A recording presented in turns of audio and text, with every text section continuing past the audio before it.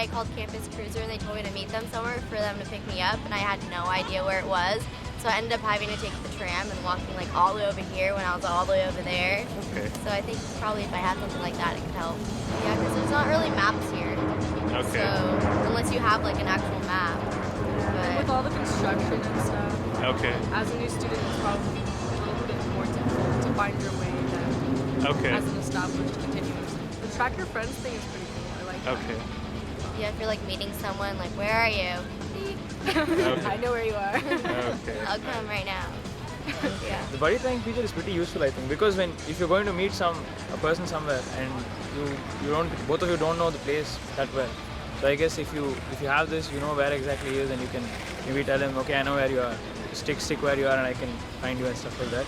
Okay. And privacy issues, I don't know. I don't think you'll be able to see him only. You'll be able to see him only if you allow them in the server. I think it would be incredibly useful. It'd be sort of a game changer, you know? This campus is so large that I feel like it's very easy to get lost. There's not a lot of signage around. And so, like, the designations of buildings would be incredible. I mean, and then you move on to knowing more about the trams themselves and where they are. I mean, that's almost even more useful than the buildings, because obviously the buildings are standing still, but the trams are moving around, so you constantly need to know where they are. So obviously that would be incredibly useful as well. And then, you know, the buddy feature I think is also, I mean, incredible.